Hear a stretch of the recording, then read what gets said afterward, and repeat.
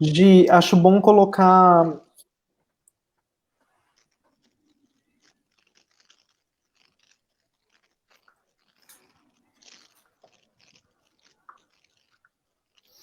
Bem, gente, acho que já estamos online. Boa noite para todo mundo que está nos assistindo aqui no Papo da Coxia. Hoje nós vamos fazer uma live que se chama Direção de Cena e Lideranças Técnicas. Mas antes de começar, a gente gostaria de dar aqueles recadinhos que a gente tem dado aqui no início dos papos do Papo da Coxia.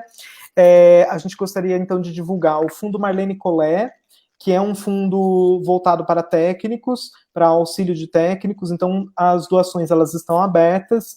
E aí, se você é técnico ou técnica e tiver interesse, também fiquem atentos, porque tem também um prazo de inscrição para receber as arrecadações, e aí é só ficar ligado nas redes sociais do Marlene Collet.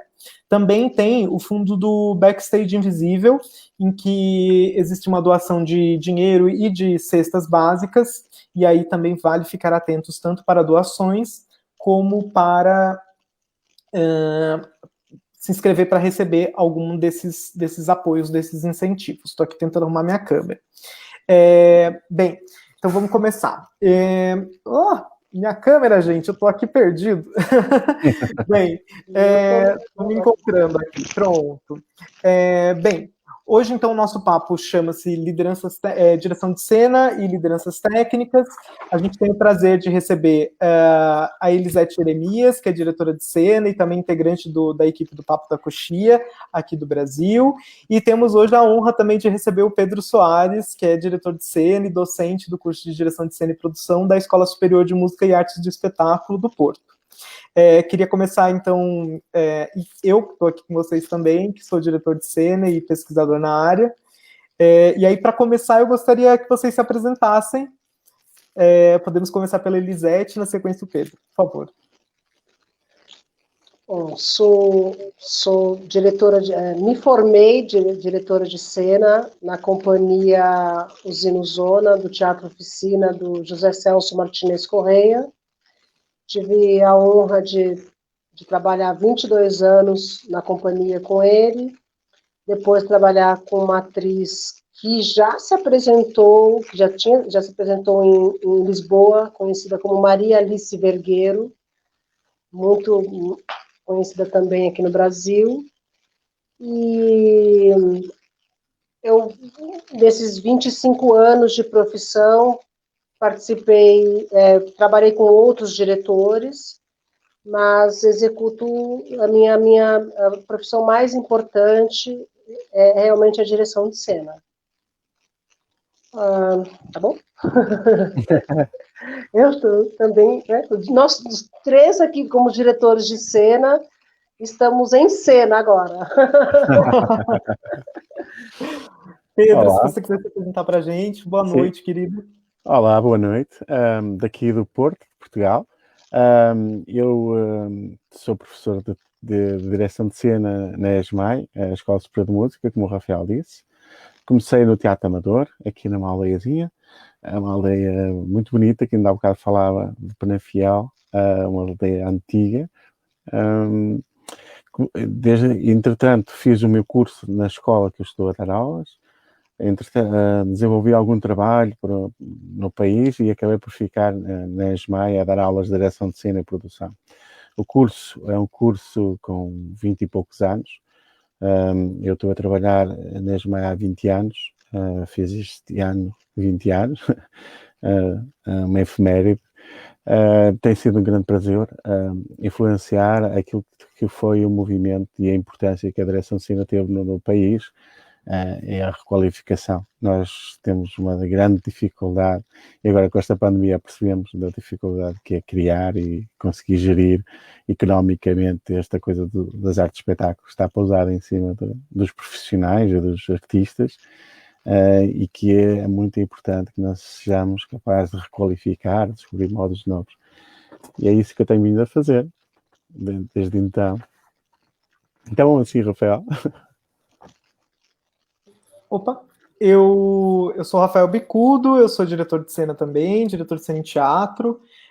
minha principal experiência com teatro de grupo, e tive o prazer de participar de algumas produções com alguns diretores e grupos daqui de São Paulo e até de fora, que são bem interessantes e que foram bem importantes para a construção da minha compreensão sobre a profissão, que são, em especial, eu poderia destacar o Teatro Oficina, assim, numa relação muito próxima com a Elisete, ali numa experiência também muito breve, mas que sem dúvida me ajudou muito a entender da profissão. Isso já foi aqui das últimas experiências que eu tive.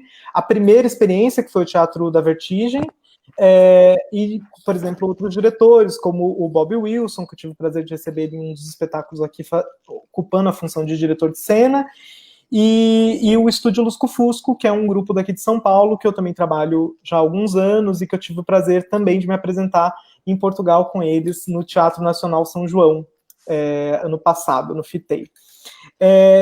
E aí, para começar a nossa conversa, acho que depois dessa nossa breve apresentação, gente, eu acho que seria interessante se a gente pudesse falar um pouco sobre a questão das nomenclaturas das lideranças técnicas, como é que elas têm funcionado, operado aqui e aí em Portugal. Eu acho que isso é interessante para a gente pensar o quanto a escolha dessas nomenclaturas elas têm um impacto cultural mesmo, né, na nossa compreensão do fazer teatral, em especial teatral. E aí eu vou pedir a licença para começar falando sobre isso, porque é um dos assuntos que me interessa bastante, que foi um dos assuntos que eu mais me embrenhei no momento da escrita da minha dissertação, em que eu me deparei com a seguinte questão. Para muitas pessoas havia uma dificuldade muito grande de entender o que era direção de cena, o que é direção de cena. Quando eu chego e falo, eu sou diretor de cena, né? Eu e a Elisete, a gente teve a experiência de oferecer um curso aqui em 2015, 2016, pela SP Escola de Teatro, um curso de extensão. Foi em 2015 que a gente teve a oportunidade de experimentar esse curso, e aí a gente teve eu vou contar essa experiência porque eu acho que ela é bem significativa. A gente teve um número muito grande de inscritos para o curso, porém, muitas pessoas se inscreveram e na carta de intenção elas deixavam claro que elas estavam se inscrevendo pensando num curso de encenação, de direção artística, e não de direção de cena, né? E a gente teve um cuidado na época, inclusive, de escrever, de dar um retorno para essas pessoas, explicando por que elas não fariam o curso, por que elas não tinham sido selecionadas, mas explicando do que se tratava a profissão. E a gente, só por essa informação, a gente já percebe que existe um déficit, né? Para muitas pessoas ainda existe uma dificuldade em compreender do que se trata a direção de cena. E aí eu tive a experiência de investigar um pouco isso, mas eu fui percebendo que era muito complicado dizer que era direção de cena tudo, porque a gente corria o risco de as pessoas confundirem ainda mais as coisas.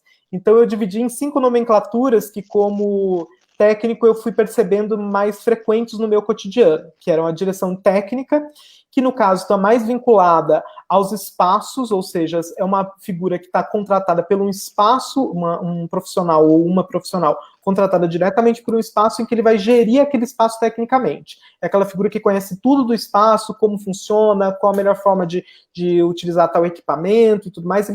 Ele é um chefe da casa, né, no melhor sentido da expressão. E aí essa figura, essa nomenclatura, ela vai aparecer em outras produções, ela vai aparecer também em teatro musical de mainstream, em ópera, em circo tradicional, circo contemporâneo, porque é sempre esse lugar um pouco de uma figura que é uma outra figura, de uma outra nomenclatura, que eu vou chamar de coordenação técnica.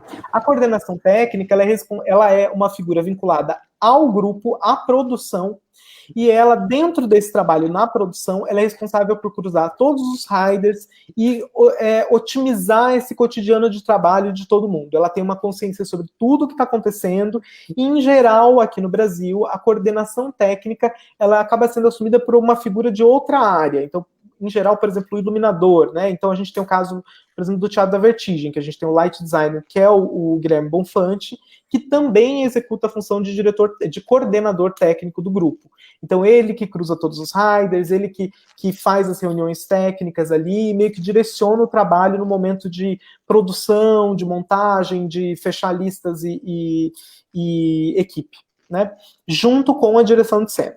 E aí existem 3 figuras profissionais, que são a direção de palco, o stage management e a direção de cena. Essas três figuras, no nosso caso, elas têm um vínculo direto com a ideia de uma direção da apresentação, ou seja, são essas três figuras as responsáveis pela apresentação em si, são elas que de alguma forma vão estar agenciando a apresentação ao longo do momento do espetáculo e também ao longo dessa temporada, ou das viagens, ou da turnê e tudo mais.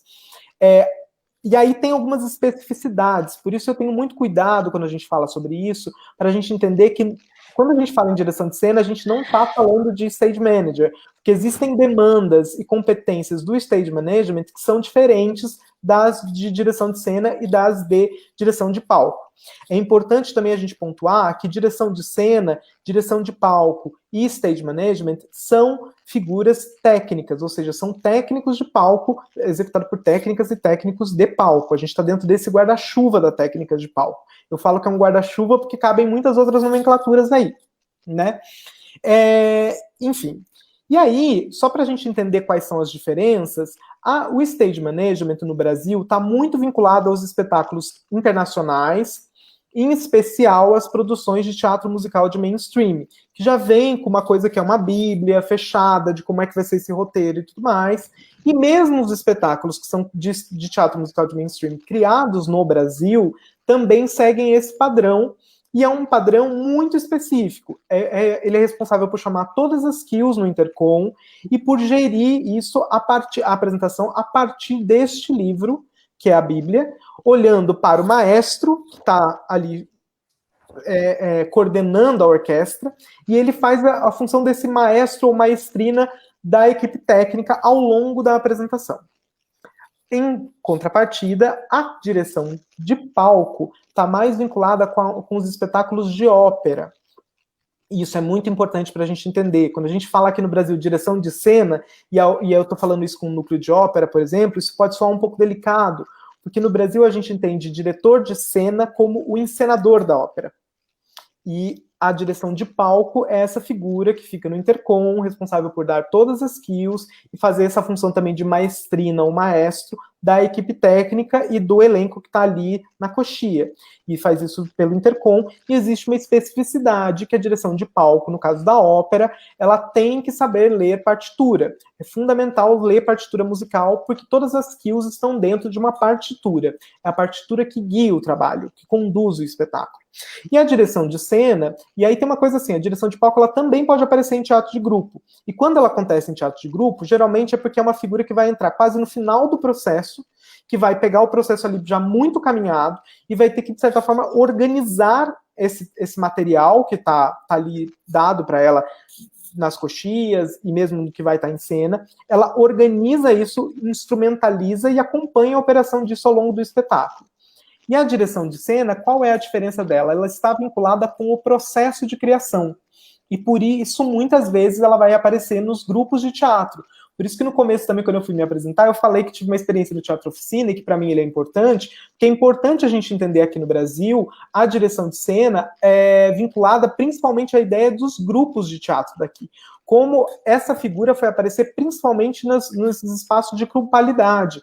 Então, é principalmente a partir dos anos 90 que essa nomenclatura ganha mais força aqui. Isso estou falando via fichas técnicas e documentos que são muito poucos que a gente encontra. Então, que a gente tem uma noção de que essa figura começa a aparecer com mais força ali nos anos 90, que é quando esse movimento dos teatros de grupo começa a ganhar mais força. No entanto, o Teatro Oficina em si é uma das companhias de São Paulo que acho que vale destacar, porque ela trabalha há muitos anos com essa figura da direção de cena na ficha técnica, até bem antes dos anos 90. Acho que até a Elis pode só pontuar um pouco sobre isso, e aí também queria que o Pedro me falasse para a gente um pouco como é que operacionaliza-se isso em Portugal, como é que as nomenclaturas acontecem, tem stage manager, é tudo a mesma coisa? Conta um pouco para a gente também, Pedro, por favor. E Elis, se quiser me completar, falar um pouco da oficina, enfim, está aberta a roda. Elis, queres começar? Eu só para... Obrigada. Eu só queria dizer assim para outras pessoas que a direção de cena é uma técnica de palco e que agrega conhecimentos de camareiragem, de contrarregragem e de maquinista, que chamamos a movimentação, fazendo transições de cenário, tanto solo quanto aéreos. Então, o diretor de cena, ele trabalha, ele tem que ter noções, né, dessas outras funções das técnicas do palco.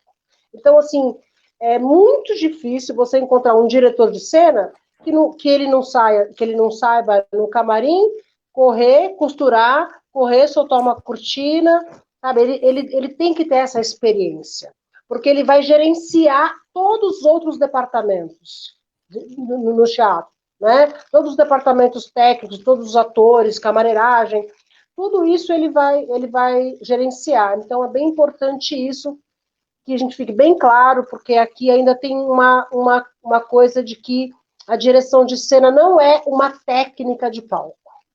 Então, aí eu passo a bola para você, Pedro.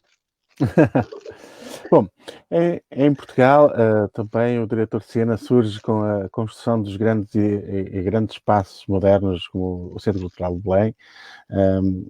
Particularmente era necessário preencher, digamos, um organograma, uma organização da empresa com alguns cargos.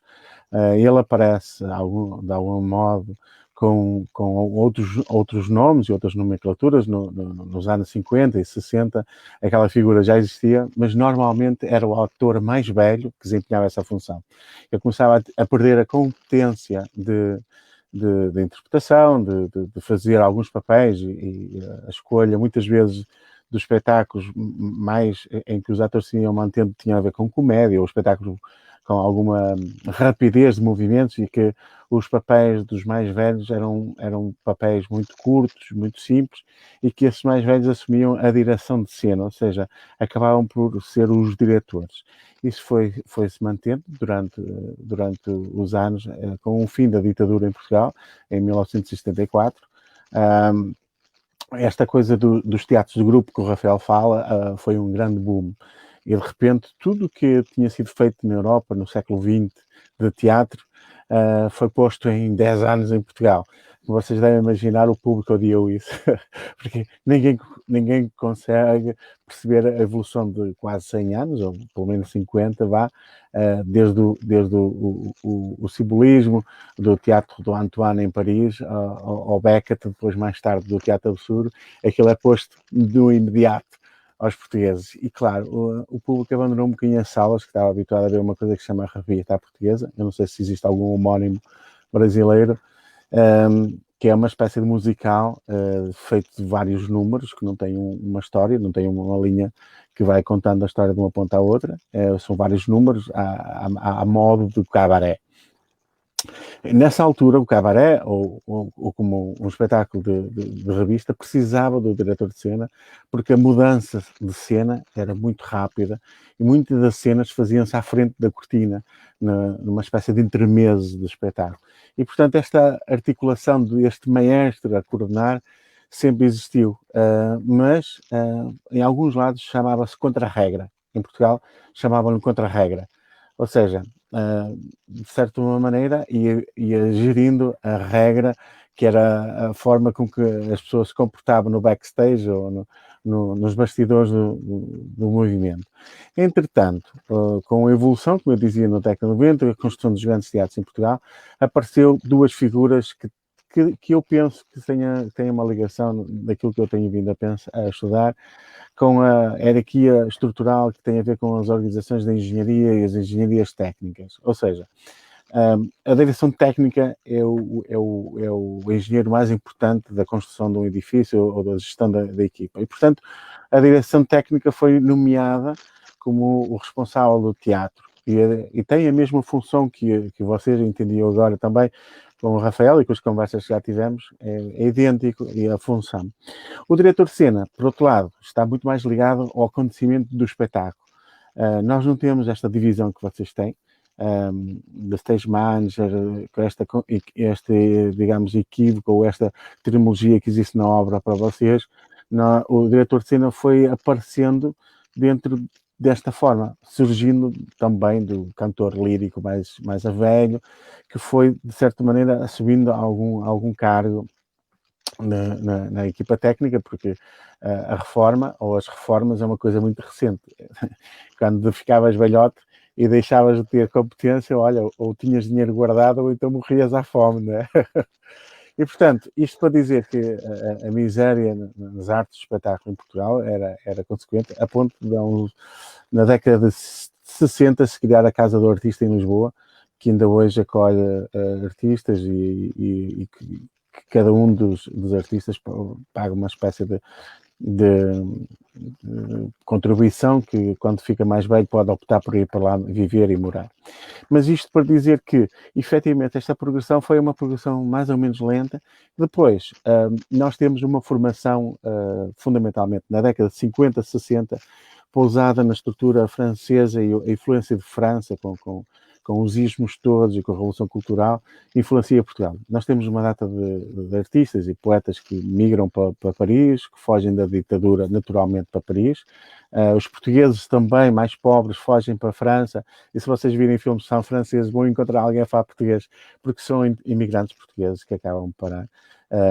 Na década de 80, para vocês terem uma ideia, quando havia a segunda maior cidade com mais portugueses, era Paris, não era o Porto. Havia primeiro Lisboa e depois Paris, tinha mais portugueses que o Porto. Portanto, para vocês terem uma ideia, como é que foi este êxodo na ditadura. E, entretanto, com esta construção dos teatros e com esta afirmação da necessidade do teatro, o diretor de cena começou a assumir. Na década de 90 surge um curso no Porto, que é o curso de direção de cena e produção, desta nova vaga de pessoas que foram formadas já não com influência francesa, mas com influência inglesa. Já foram à Inglaterra e à estrutura anglo-saxónica procurar formação, os mestrados e doutoramentos, porque estão a surgir os politécnicos e as universidades em Portugal em força. Para além da Universidade de Coimbra, que toda a gente conhece, imagino eu, que é uma grande universidade com mais de 300 anos ou 400 anos, já nem sei ao certo, é uma universidade como a de Bolonha, como as universidades antigas da Europa, mas o resto do país não tinha mais universidade nenhuma. E no princípio do século XX elas começam a surgir e no final da ditadura começam a surgir os institutos politécnicos, que é uma espécie de universidade, mas mais prática. E que servem quer engenheiros, quer outras profissões mais práticas, e as artes acabam por procurar isso. A nossa escola já era uma escola de música que adotou o teatro como formação, e nessa altura surge esta influência de alguns formandos que foram fazer mestrados e doutoramentos em Inglaterra e que nos trazem a direção de cena. Desde então, os nossos diretores de cenas e alunos, inclusive eu, estamos espalhados pelo país com esta influência. Portanto, de algum modo, o que nós fazemos, assim, numa nomenclatura, nós ligamos muito à relação com o espetáculo. A operação do espetáculo é tudo. E as companhias procuram a organização até que o espetáculo se monte. E eu brinco muitas vezes com os meus alunos, que a data determinante da criação do projeto é o dia da estreia. E contamos para trás e para a frente da estreia. E é este pensamento que as companhias vêm à procura do diretor de terem esta função.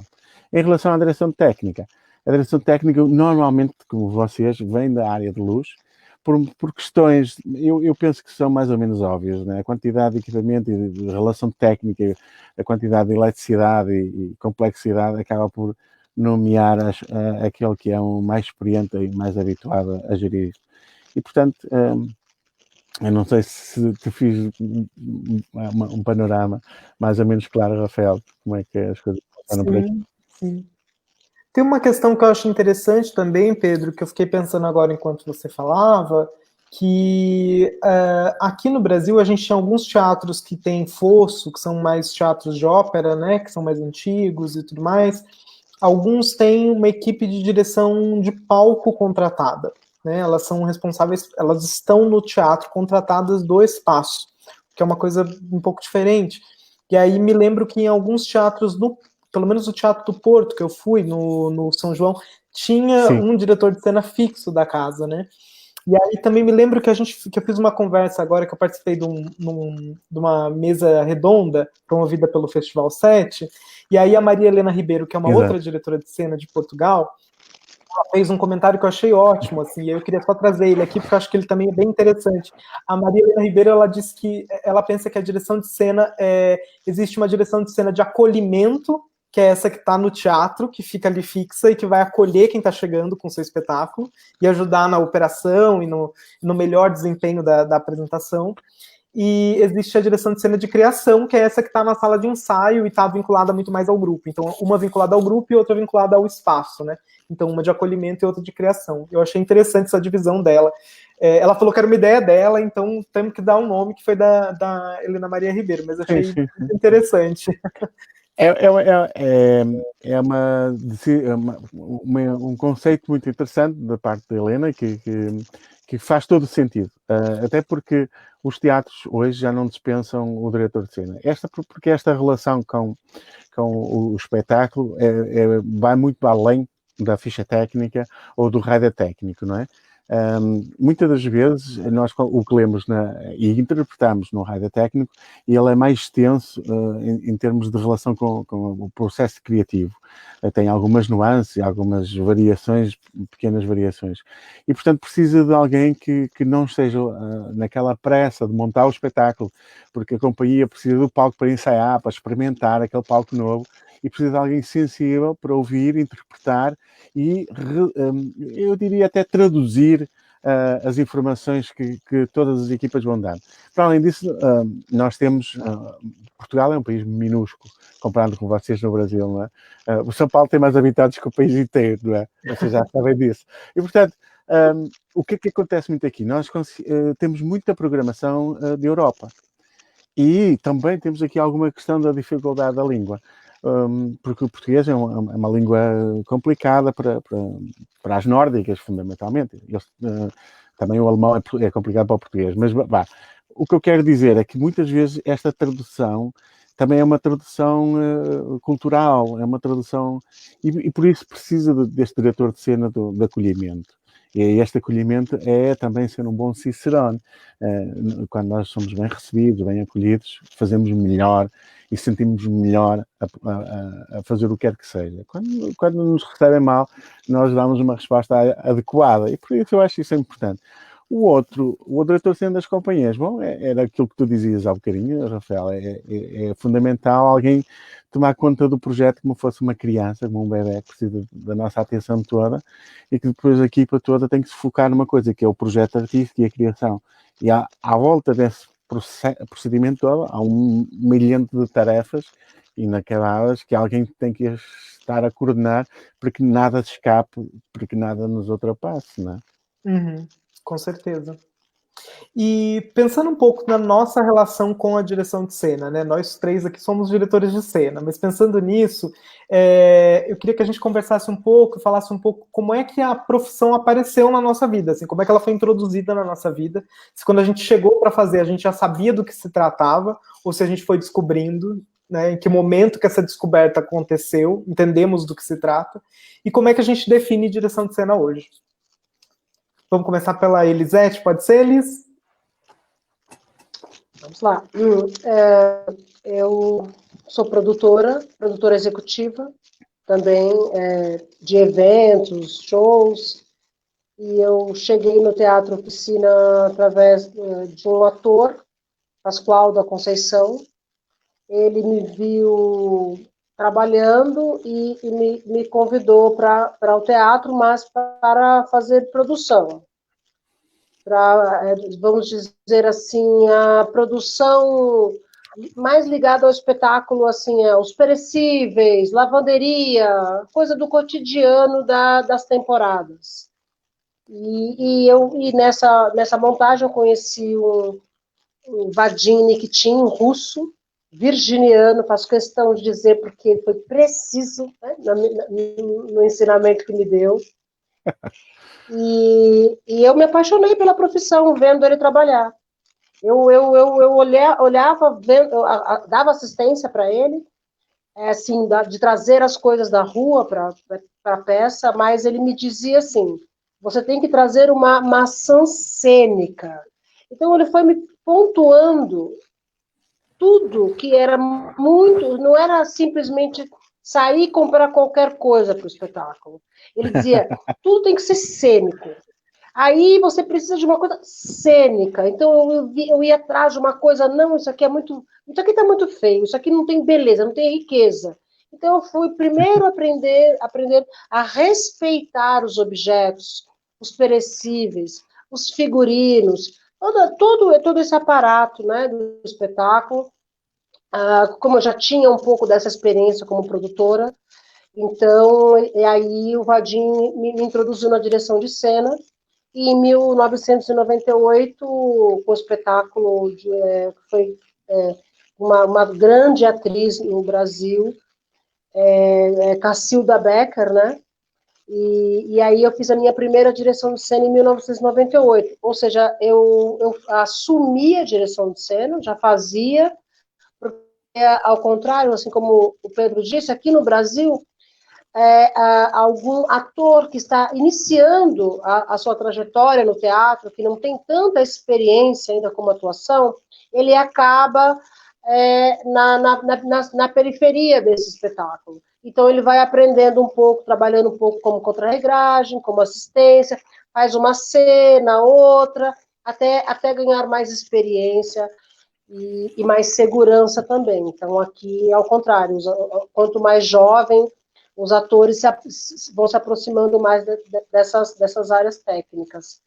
E é assim que eu conheci a direção de cena. E eu entendo que ela também não está assim dissociada da produção, porque você precisa dizer exatamente o que você quer, como você quer para o produtor. O que você quer não, o que o espetáculo pede. Então, a necessidade de cada cena. Como o diretor de cena, ele está totalmente ligado no momento da encenação. Nós dizemos quando levanta a cena, quando sai do trabalho de mesa, sai do trabalho de texto e vamos levantar a cena. Então, ele está bem próximo deste momento e ouvidos atentos para todas as indicações que o diretor vai dando no momento que vai construindo, que vai nascendo aquele espetáculo. Eu adoro fazer temporadas, viajar, mas este momento, para mim, ele é o mais sagrado. O momento onde nasce o espetáculo, onde nasce aquela cena que depois ela vai se repetir com algumas alterações e adaptações em viagens, em temporadas, mas ali naquele momento onde nasce aquela cena.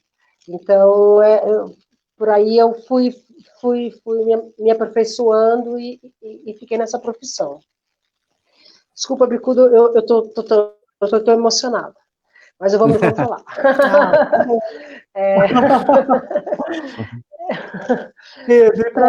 Não, porque eu viro... por favor. Não, mas assim, porque eu vi o Pedro dizer assim, sou um diretor de cena, dizer que há 20 anos tem uma escola, uma preocupação com a formação, né, deste profissional, é emocionante para mim. Bom, para mim foi também uma surpresa. Eu, efetivamente, como dizia há bocadinho, provindo do teatro e miúdo, estava a pensar em fazer uma candidatura ao ensino superior, fazer um curso qualquer. Os meus pais sempre imaginaram que eu ia ser um engenheiro ou qualquer coisa.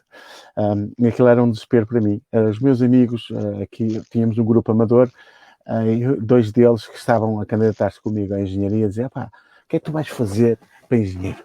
Vais sofrer a tua vida toda. Escolhe outra escola, escolhe qualquer coisa que tenha a ver com estas coisas do teatro e não sei o que mais, nem que seja fora do país, mas não fiques aqui, porque a Inglaterra aqui ao lado, né? E França, e pronto, nós temos essa formação desde miúdos da língua, portanto não era assim complicado. E eu era um bocado assustado, moramos aqui numa aldeia, mas também estamos aqui a 20 minutos do Porto, isto não é uma aldeia, isto é suburbana, esquece lá isso, vamos... Tens que pensar noutra coisa. E eles acabaram por encontrar, não fui eu, a ex-mãe, que tinha acabado de surgir, tinha 3 anos, e disse, olha, estás a ver, afinal há aqui um curso superior que é adequado para ti, vais-te candidatar e não sei o que mais. Bom, eu nunca contei aos meus pais que fiz isso. Nunca me cheguei a candidatar em engenharia. Fui direto lá para a escola.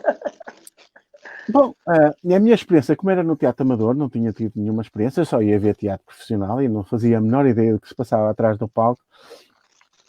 O que eu fazia no teatro amador era a encenação, realmente. Mas eu não sabia também, tinha acesso a alguns livros e algumas coisas, mas os meus pais não eram propriamente pais com alguma cultura. Havia um rastro de teatro. Eu tinha um tio-avô que era padre, que adorava contar histórias, e eu adorava andar com ele, ouvir as histórias, e ele fazia teatro com os paroquianos, pronto, é dali. Depois outros tios também fizeram, o meu pai chegou a fazer também teatro amador, e pronto, e se calhar foi por ali que eu apanhei essa vontade de fazer. Mas nunca me senti muito à vontade no palco enquanto ator. Fazia sempre um outro personagem, mas nunca. Entretanto, cheguei à ASMAI e naquela oferta toda que havia de cursos, interpretação não, ator não, agora o que eu faço? Naquela escolha toda, havia uma galega, uma galega é uma senhora aqui do norte de Portugal, um bocadinho mais acima, na Galiza, já é a Espanha, mas que tem o galego é muito parecido com o português. E essa senhora já tinha, na altura, 60 e tal anos, próxima da reforma, e contava assim umas anedotas e metia-se com os miúdos que lá chegavam. Bom, eu cheguei lá muito ingênuo, ela disse, olha, escolhe um qualquer, olha, vai ser este. E matriculou-me em cenografia. Durante o processo e da entrevista, porque naquela altura havia uma entrevista, ainda hoje há uma entrevista aos novos alunos, toda a gente disse, olha, pelo teu caráter, por tua formação prévia, por aquilo de onde tu provens, destas áreas de engenharia, que eu tinha estudado mecânica no secundário, e mecânica automóvel, mecânica... Se calhar é interessante tu ires aqui para o caminho da direção de cena, não sei o que mais, já és organizado, tens o pensamento, e nós precisamos. Bom, eu acabei por entrar por ali. Rapidamente percebi que aquilo não era encenação. Eu pensava, quando me disseram aquilo que era encenação, na verdade.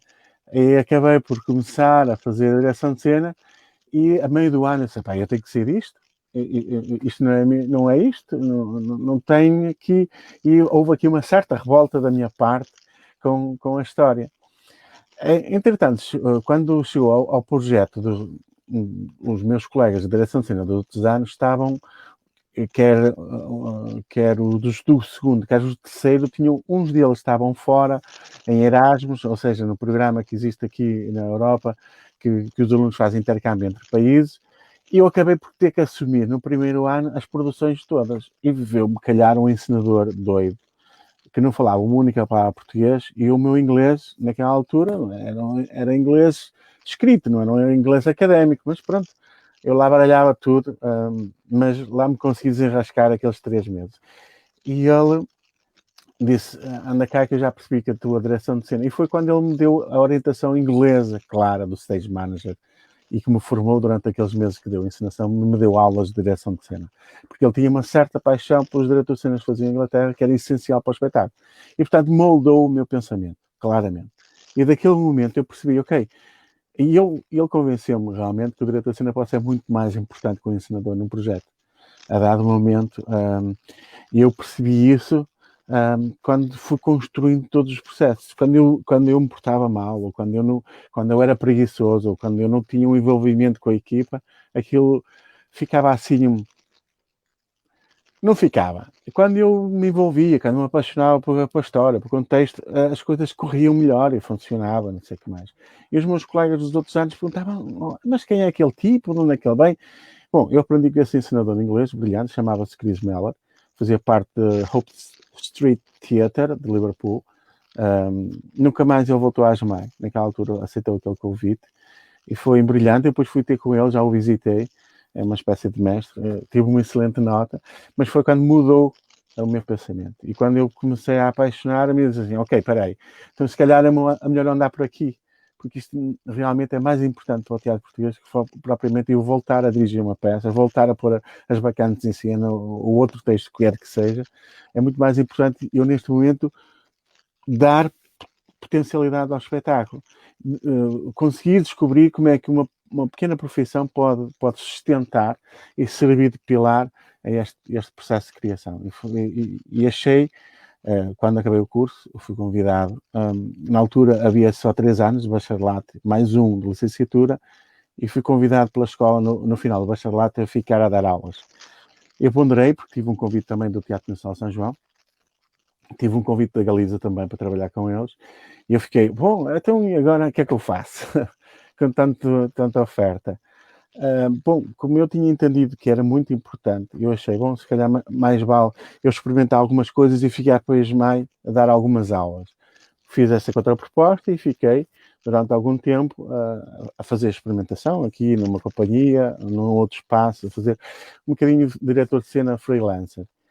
E a dado momento a Jumai pagava um bocadinho melhor e economicamente era mais vantajoso, mais calmo, e eu podia estar com os meus alunos e desenvolver os meus projetos na minha aldeia, que regressei mais tarde como diretor de cena e como encenador para desenvolver alguns projetos no Teatro Amador, e foi isso que me fez continuar dentro da Jumai, e que a dado momento começámos a criar todo um curso, a desenvolver todo um pensamento, e que hoje se nota de algumas pessoas que estão por esse país fora, inclusive a Helena, que acabou por ser minha aluna, e o Jorge, o Johnny, que tu conheceste, o João, e uma data de pessoas que por Portugal foram fazendo esta formação.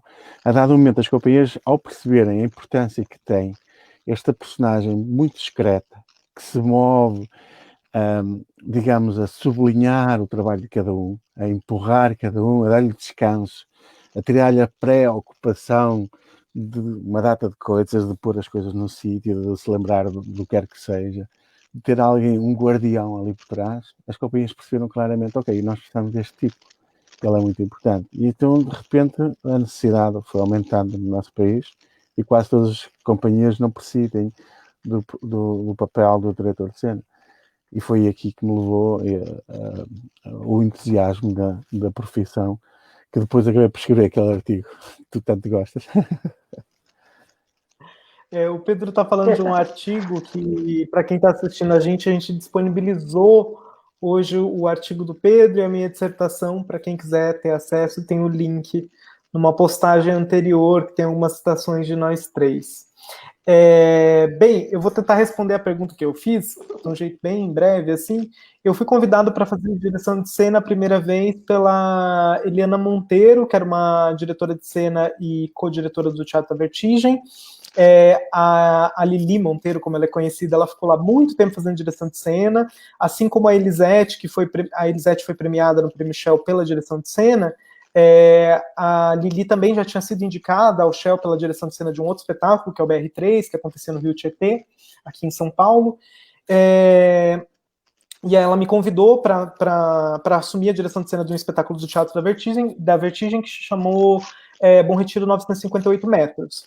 E aí eu comecei a acompanhar o processo. Eu me recordo que no dia que ela me convidou, eu fui assistir o ensaio, segui ali o primeiro dia, o segundo dia, aí começou a me bater uma coisa assim que eu falei, mas o que é direção de cena, afinal, né? Assim, parece que eu tô fazendo tanta coisa, do que se trata? Eu lembro que eu peguei o Pavi, que é um dicionário do teatro, né, do Patrício Pavi, e fui ler lá o que queria dizer direção de cena, para falar, será que ele vai me explicar? Enfim. E aí eu fui entendendo na prática do que se tratava, de fato. Eu acho que é muito consequência também, no meu caso, das formações anteriores que eu tive, porque eu fiz curso como diretor, encenador, fiz curso como ator, trabalhei muito tempo com um cenógrafo, trabalhei muito tempo com um figurinista. Então, esse fato de ser assistente, muitas vezes era muito bom, porque o fato de você ser assistente de um cenógrafo, além de você acompanhar o processo de criação, você está indo lá no galpão da serralheria para entender como faz, né? E aí você vai entendendo um pouco mais desses outros profissionais que compõem, né, que ajudam a compor o que vai ser o espetáculo. Então tá todo mundo contando o espetáculo junto. Eu acho que eu fui entender melhor o que era a direção de cena quando eu comecei a perceber a importância dela na educação do olhar da equipe. E a equipe que eu falo não é só a equipe técnica, não é só a equipe artística, elenco, e não é só a equipe da produção, é a equipe do teatro que está nos recebendo também, ou do espaço que está nos recebendo. Eu acho que a direção de cena ela é uma profissão técnica que está muito vinculada com uma educação do olhar de todo mundo que está fazendo aquele trabalho, para poder agenciar o tempo e as responsabilidades ao longo de uma apresentação. eu acho que eu fui entender isso vivendo isso. Mas tem uma coisa muito importante que eu acho que o Tó, que é o Antônio Araújo, o Tó, ele me disse no dia da estreia do espetáculo, que é esse dia decisivo, a data determinante que o Pedro falou, eu falei para ele olhou para mim e falou, pronto, agora o espetáculo está com você. E aí acho que foi uma das horas que eu entendi, a partir de agora está comigo. Então eu vou cuidar desse filho que a gente gestou juntos aqui, né? E a relação dele com os espectadores e as espectadoras. Então acho que para mim tem um pouco essa relação, e para mim a direção de cena está muito nesse lugar. Hoje em dia eu tento fazer uma direção de cena, eu sempre tento pensar ela como um processo quase que pedagógico, de educação do meu olhar e da equipe, então é quase que também um espaço de contaminação, cada novo trabalho eu tento me contaminar ao máximo de referências em relação a ele, então eu vou ler tudo que tem a ver e tudo mais, eu fico muito contaminado dessas referências, que muitas vezes elas vão aparecer nos ensaios, muitas vezes elas não aparecem nos ensaios, mas aparecem num toque que você dá ali para alguém na coxia, né? Eu acho que tudo isso vai criando carne, né, para o nosso trabalho. E não acho que é um lugar de palpiteiro, né? Não é uma coisa de palpite, a gente tem que estar muito bem instrumentalizado, então, se eu vou fazer um trabalho que tem fogo, eu vou entender tudo sobre pirotecnia para poder fazer aquilo, se eu for dialogar com o meu iluminador, eu tenho que saber que mesa ele está utilizando, quais equipamentos de luz ele tem, como é que eu dialogo com ele para eu também pedir e dialogar ali com ele para solicitar uma coisa ou outra, mesma coisa da sonoplastia, então eu acho que é um cuidado de nutrir esse olhar também e essa escuta e essa 360, sabe? De olhar para tudo ao mesmo tempo, de um jeito muito, muito poroso, muito concentrado, e em momento algum tentando tornar isso caótico. Apesar de parecer que o nosso trabalho tem tudo para ser caótico, porque ele tem tudo para se tornar um trabalho muito caótico, né? Convenhamos. Eu acho que a nossa função é isso, é eliminar o caos por meio de uma educação do olhar, né? Da equipe para aquele trabalho, da importância daquele trabalho, da peça que a gente está contando. Eu sempre bato nessa tecla quando eu converso com as pessoas, assim. E uma das coisas que mais me ajudou também a entender a profissão, acho que foi escrever a dissertação, porque eu tinha que ficar pensando sobre isso o tempo inteiro, e também dar aula, sabe? Quando a gente começa a passar algum conhecimento para alguém. Então eu estou ouvindo aqui o Pedro falando e fico pensando assim, o quanto a gente não aprende sobre essa profissão quando a gente está dando aula, né? Assim, eu acho que eu e a Elisete, a gente teve uma experiência de curso que foi muito valiosa, pelo menos eu acho que foi para a Elis também, mas para mim foi super valioso, assim, né? Como é que agora eu explico isso para alguém, né? Porque parece que está tão na gente, a coisa vai ficando tão fluida. Como é que eu explico? E como é que eu também libero as pessoas de entender que a gente não faz só tabela e lista o dia inteiro? Né? Para muita gente ainda é um pouco desse lugar, né? Assim, você vai preencher tanto de tabela, você tem que fazer essas listas, você tem que entregar isso, você tem... E não, né? Como é que a gente torna isso também algo libertador, né? Assim, no melhor sentido que a arte pode ter, né? Claro, não deixar a aula, mas, sabe, como é que a gente pensa isso, né? Para não virar algo engessado, uma profissão engessada, que você só tem que preencher tabela, tem muito isso, né? Que eu acho que também vem muito desse formato um pouco de teatro empresarial, né? Assim, que a gente tem um tempo para entregar, você tem que fazer daquele jeito, e aí isso vai limitando um pouco nossas perspectivas e espaços para porosidade e para educação desse olhar. E aí, Pedro, pensando um pouco nisso, e Elis, eu fiquei pensando aqui, eu vou trazer essa questão, porque eu acho que é importante a gente falar um pouco para as pessoas o que a gente faz no nosso cotidiano. Acho que a gente pode ser bem sucinto nessa questão, mas eu acho que é importante, porque muitas vezes, para a pessoa entender o que é a direção de cena, a gente precisa dizer para ela o que a gente faz.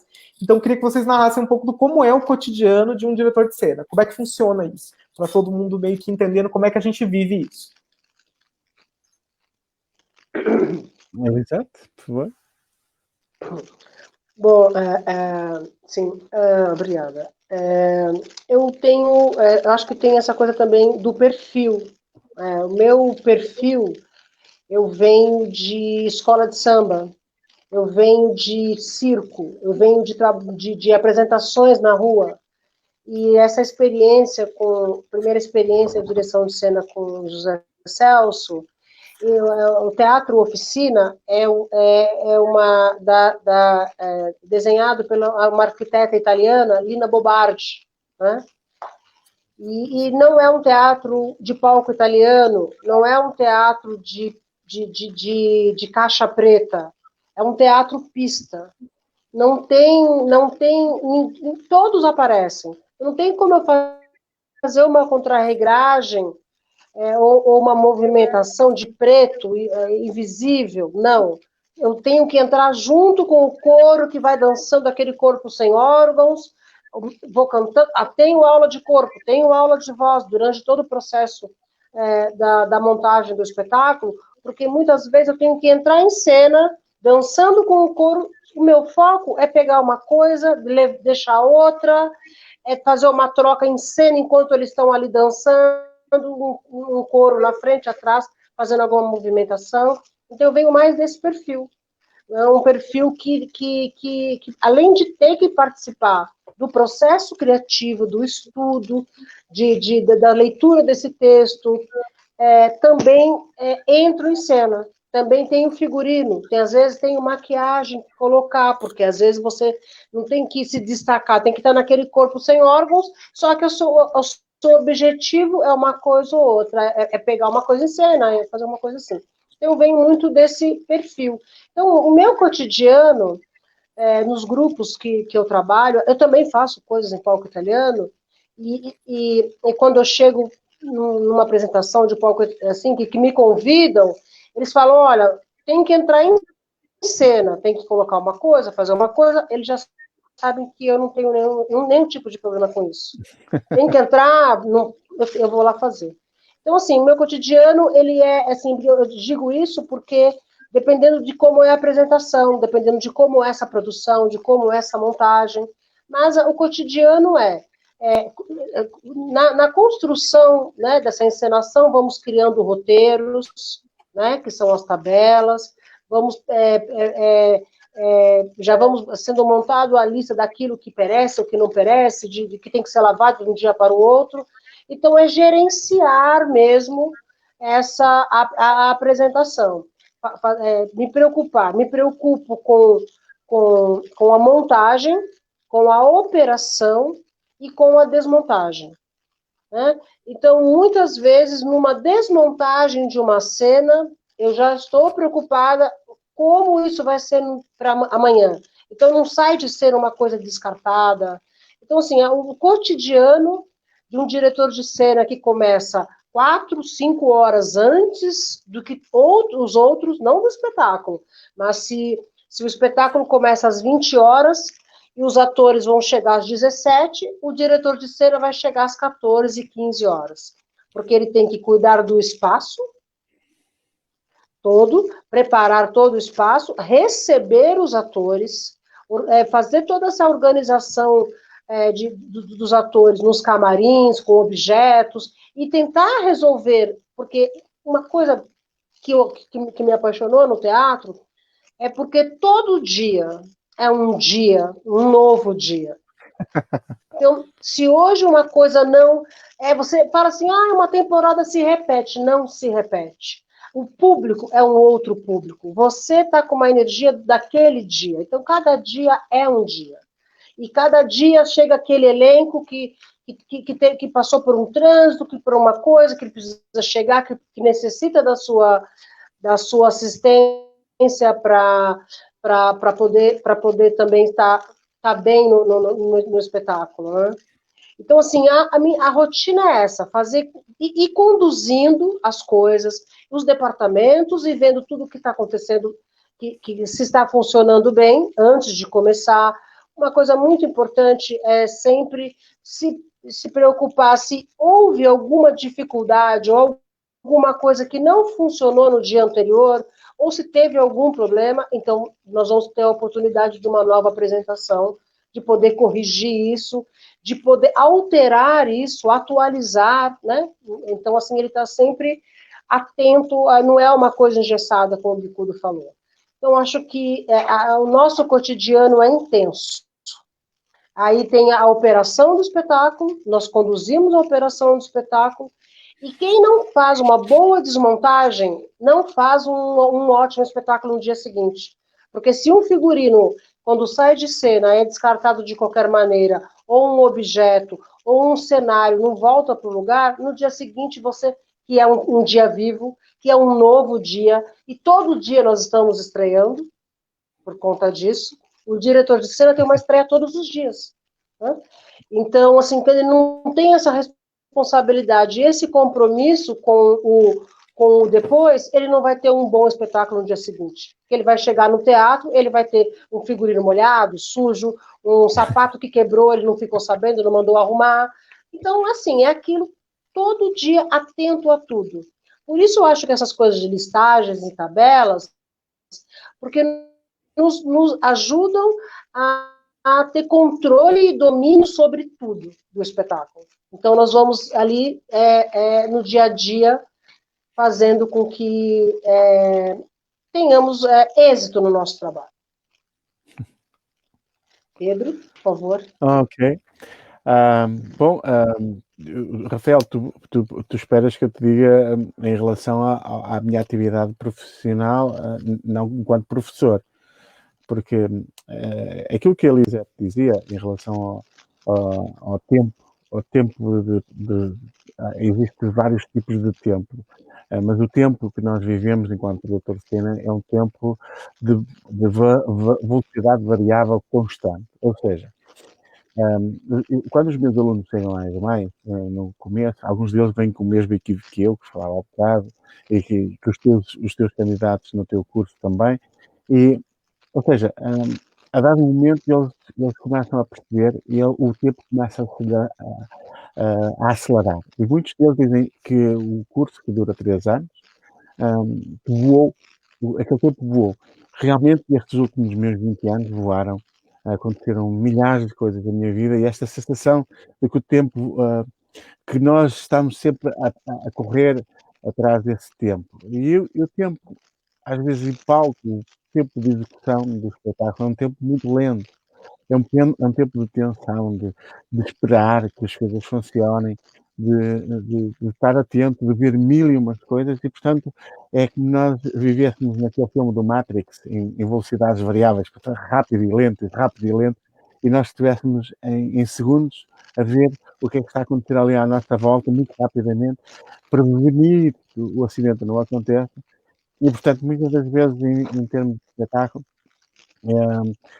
dias que eu tento dormir mais, para estar mais descansado, porque eu sinto que contagio o meu estado. Se eu me sinto nervoso, a equipa toda fica toda nervosa, porque o diretor está ansioso, isso não vai correr bem. Se eu me sinto muito calmo, mesmo eu tenho uma história muito engraçada, que no evento que eu tinha, um dia estava a eletricidade de um festival que ia ir abaixo. Estourou, por uma razão meio estúpida, desde a eletricidade, o conhecimento da companhia da eletricidade até os geradores que nós tínhamos. E eu tinha levado uma aluna minha para trabalhar comigo e para me ajudar. E a dado momento ela estava a chorar copiosamente, nós conseguimos manter a luz pública, arranjámos um grupo de música que foi tocar para a rua, fazer alguns espetáculos para aguentar toda aquela transição de tensão, e ela chorava copiosamente enquanto que eu observava os técnicos e tentava equacionar que soluções é que podíamos ter enquanto que eles perguntaram o tempo que eles tinham para fazer manutenção e reparação ao equipamento, quer na rede, quer nos geradores, e ela chorava e dizia: mas sabes o que é que me enerva mais nisso? É a tua calma. Eu não estou calmo.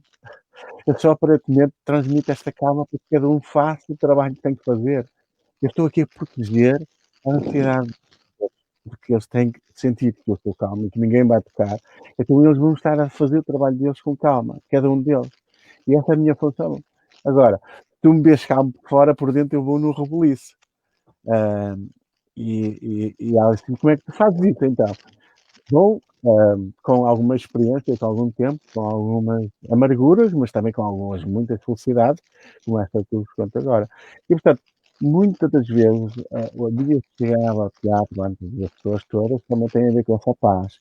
Garantir que as pessoas todas chegam e que estão prontas e que estão conscientes e que estão concentradas, porque hoje em dia, com as comunicações, as redes sociais, não sei mais, há uma quantidade de estímulos que a divergência da concentração do foco, como a Elisete fala muitas vezes, perde-se. E quando nós temos um espetáculo, o foco é o essencial. E muitas das vezes, como também falavas ao bocado, Rafael, o encenador entrega-nos um espetáculo e diz agora, olha, toma conta. E, portanto, a partir do momento da estreia, nós temos que gerir essa qualidade e manter sempre o mesmo sítio. E, portanto, não podemos facilitar ou não podemos deixar que ninguém baixe a guarda. E, portanto, acabamos por ter esse papel de guardião, andamos por ali a passear, ouvimos as pessoas que estão um bocadinho inseguras com as coisas que correram no dia anterior, fazemos as observações, como a Elisete dizia, isto não funciona bem, isto não está certo, ontem escolheste mal, ontem atrasaste por aqui. Temos essas tabelas todas que nos servem de ferramenta, realmente, que servem de anotação, porque é impossível.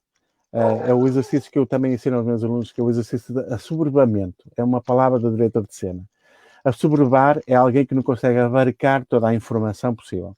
E eu faço sempre um exercício com eles. Eu digo assim, olha, 4 mais 5. E eles todos me respondem, né? 9, é fácil. Mas quando eu lhes digo 246 vezes 3.424, nenhum é capaz de responder. Isso é assoberbamento. Isso é o que acontece no diretor de cena. Isso é que ele precisa da tabela para não ter este exercício. Então ele vai consultar, ele tem uma cábula, porque tudo o resto é uma forma de encontrar as pessoas, muitas vezes eu digo afagar a alma, eu não sei se existe esse termo no português do Brasil, que é tocar-lhe para ele se sentir em paz para desempenhar essa função. E isto é um enorme gozo, estar no final do dia, depois do espetáculo feito, depois das coisas, muitas das pessoas confiam em nós na genuidade da informação. Porque quando perguntas, correu bem, nós fazemos assim um bocadinho de papel, ou as pessoas fazem um papel cá fora no teatro, sim, gostei muito, não gostei, não sei o que mais. Mas há ali uma certa hipocrisia. E quando elas dirigem esta pergunta ao diretor de cena, estão à espera da realidade, da verdade. Doa o que doer, é aquela verdade que elas esperam, porque senão elas não conseguem mexer-se, não conseguem melhorar, não sabem contar. E por isso, quando vem com a pergunta ao diretor de cena, sabe muito bem que vão levar a verdade, seja ela ruim, seja ela boa.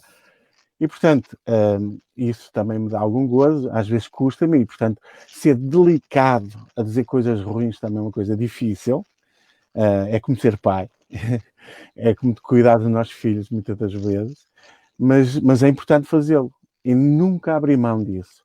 É uma das coisas que eu tento fazer ao longo deste tempo todo, nos espetáculos, é dizer às pessoas o que está a correr bem e o que está a correr menos bem, a toda a equipa. E as pessoas habituam-se a confiar em ti e confiar na tua verdade. E a confiar na tua verdade discreta, que é ainda mais importante, porque às vezes as pessoas não querem se expor, porque também não querem admitir que falharam ou que foram irresponsáveis, ou por alguma razão.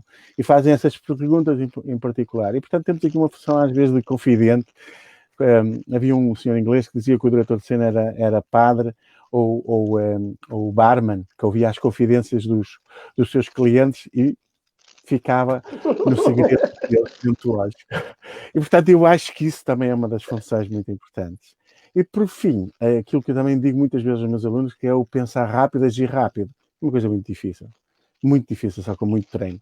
Os velocistas, os jogadores de futebol, os condutores de carros de alta competição, Fórmula 1 e essas coisas, eles têm que pensar rápido e agir rápido. E nós no teatro também temos a mesma função, porque são segundos para tomar decisões, ou milésimos de segundos. E, portanto, pensar rápido e agir rápido tem a ver com treino. E, portanto, nós criamos uma certa mnemónica matemática entre nós, dentro da nossa alma, para reagir, para ser capaz de reagir em paz, em calma, com segurança, porque ela transmite a toda a gente. E, portanto, em acidente, quando tu reages com muita calma, com segurança, com firmeza, a equipa segura o espetáculo. Quando tu reages em pânico, instalas o pânico na equipa toda. E por isso, às vezes, eu brinco e provoco os meus alunos e provoco simulacros em espetáculo que os deixam um bocadinho aflitos, e a pulsação e o pescoço, eu sinto a pulsação no pescoço, e quando eu os começo a treinar para isso também, eles começam a perceber que a vertigem que há da operação do espetáculo, e isso é uma das coisas que também me dá algum gozo, e eu acho que também sou um bocadinho viciado em adrenalina, devo dizer, que depois disto tudo, o teatro é muito mais segura do que o montanhismo e que esses esportes radicais, e no entanto a adrenalina é igual, eu posso confirmar.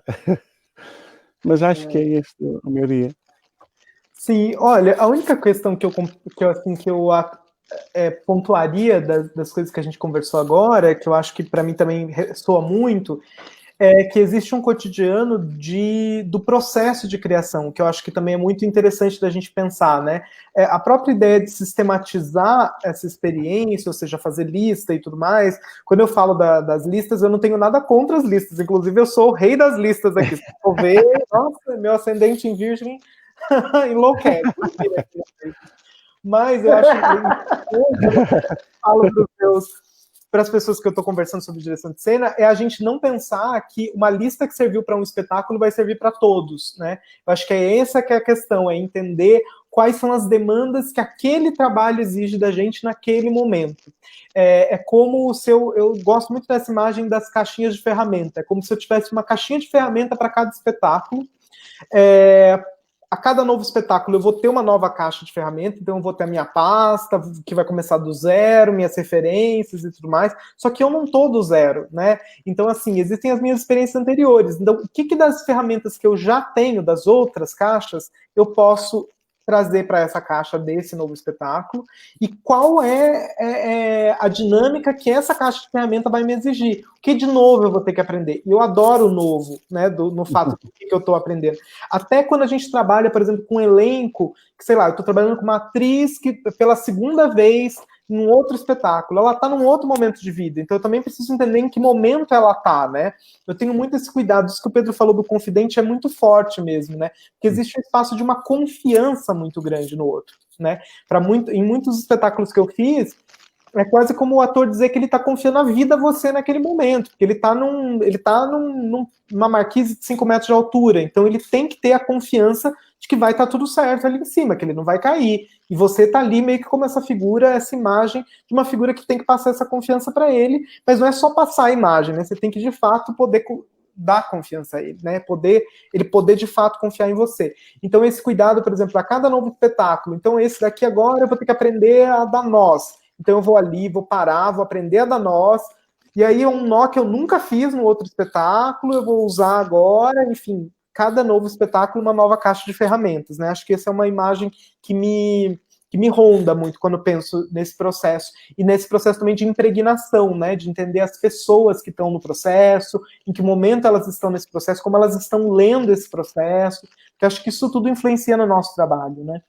E aí, uma outra questão que eu queria trazer porque é o seguinte, Pedro, a Elisete falou agora há pouco, ela comentou assim, ela falou, eu fico emocionado em te ouvir falando informação, né? E é verdade, para a gente é sempre muito emocionante, e eu vou fazer um depoimento aqui público, que eu e a Elisete, a gente, por muitas vezes, fica parecendo que só a gente faz direção de cena, só a gente está falando um negócio que a gente criou. Porque para muita gente, a direção de cena ela quase não existe. E assim, não existe, não que ela não exista de fato, ela existe. Só que existe uma dificuldade para a compreensão da nomenclatura e até para se instaurar isso em alguns espaços de trabalho, né? Existem muitas companhias hoje que preferem, assim, que tem muita dificuldade financeira e você acaba não priorizando essa figura que é uma liderança técnica, você acaba dissolvendo as funções entre outras pessoas da equipe. Isso é possível? É possível fazer com qualidade? É possível, mas não é muito melhor quando a gente tem essa figura, né? E aí uma das questões que me pega quando eu penso nisso é a dificuldade da presença desse diretor de cena nos espaços de debate sobre políticas públicas, nos grupos de teatro, que também são espaços de pensar políticas públicas, de cultura, né, políticas culturais de manutenção e de criação de trabalhos, mas também pensar muito como a formação e a pesquisa são fundamentais e a gente não vê isso acontecer aqui. Isso é muito, muito difícil da gente ver aqui. Pessoas que querem entender o que é a direção de cena, que elas sabem do que se trata minimamente, mas elas queriam ter um pouco mais de espaço para desenvolver isso e não tem, porque não existe um espaço de formação aqui no Brasil em direção de cena, focado a isso, como existe na SMAI. Aí eu queria que você falasse um pouco para a gente como é que você acha que isso afeta na valorização da profissão aí em Portugal, essa questão de ter um curso como o da SMAI há 20 anos. Claro, claro que afeta. Eu já fui dizendo um bocadinho ao bocado, e É óbvio que os teatros de acolhimento, como a Helena nomeava, ou grande parte dos teatros faz acolhimento, porque as companhias, os espaços não vivem só da produção própria. Para mim, e eu afirmo isto, ter um teatro parado, seja só um dia, né? Porque quando nós estamos em montagem, naquela semana que antecede a estreia, que eu chamo a semana crítica, aquele momento não é um momento de paragem do teatro, é um momento de montagem, de preparação do espetáculo, mas eu acho que o espaço de palco a ensaiar e estar lá é uma espécie de pegar no caminhão para a minha eu comprar um caminhão para ir passear com a minha família, não faz sentido nenhum. É uma infraestrutura demasiadamente grande para estar parada. Elas têm que estar em rotação o mais possível. Quanto mais ela rotar, mais público passa por ela. E, naturalmente, contamina outro público que pode vir também ao espaço e consumir mais espetáculos. Esta é a minha crença. Obviamente que isto, relativamente às políticas culturais, bom, não é uma coisa nem portuguesa, nem brasileira, nem mesmo nos países como a Inglaterra, que tem a cada esquina tem um teatro e que tem muita formação e tem muito trabalho, mesmo assim eles têm uma dificuldade descomunal. Eu lembro-me que em 2011 foi de visita a um festival à Holanda, Amsterdão, e toda a manifestação na rua estava a contestar com os cortes económicos que a Holanda estava a fazer no Ministério da Cultura e que, pronto, para mim pareceram ridículos, porque eles tinham 7% do Ministério da Cultura, Portugal nunca chegou a 0,02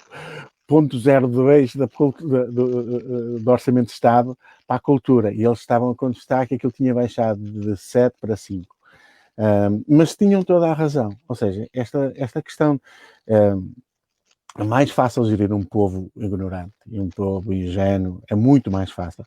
Obviamente que gerir toda uma cultura que produz pouco, que é pouco dinâmica, é muito mais fácil. Portanto, essa produção contamina menos. E ao contaminar menos e tendo menos qualidade, as pessoas ignoram-na. É uma coisa muito simples. Obviamente que aquilo que nos preocupa no nosso dia-a-dia, estes últimos dias eu tenho estado preocupado com Moçambique. Tenho estado preocupado com Moçambique porquê? Por causa da questão de Cabo Delgado, que nós vamos ouvindo as notícias, que finalmente, não é? Porque quase ninguém fala desta história do Covid, mas porque o meu irmão também está lá. Ou seja, o meu irmão é missionário e resolveu, não é missionário, mas resolveu ser missionário agora, estes últimos 2 anos, resolveu ir para Moçambique. E está mesmo um bocadinho abaixo, em Itoculo, de Cabo Delgado. E, portanto, eu ando aflito, o que é que lhe pode acontecer? E, portanto, a minha cabeça acaba por sistematicamente procurar notícias de Cabo Delgado. Falo com ele com esta história da internet, é uma coisa maravilhosa, nós falamos muitas vezes, mas efetivamente o que é que eu quero dizer com isto? Eu sinto-me diariamente absorto por esta questão de Moçambique. Ora, as pessoas, na sua maioria, não se sentem absortas pela cultura porque elas não lhes toca nada, porque elas não se encostam a ela. E, portanto, nós precisamos de muita produção. E para termos muita produção, com poucos recursos, que é o que nós temos, precisamos de pessoas muito especiais em áreas que aliviam os criadores. E neste caso, são subcriadores, eu chamo-lhe assim, subcriadores. E neste caso, precisamos de muitos diretores de cenas. E a SMAI tem conseguido fazer isso, porque senão, se calhar, o teatro resumia-se a 4 ou 5 companhias no país.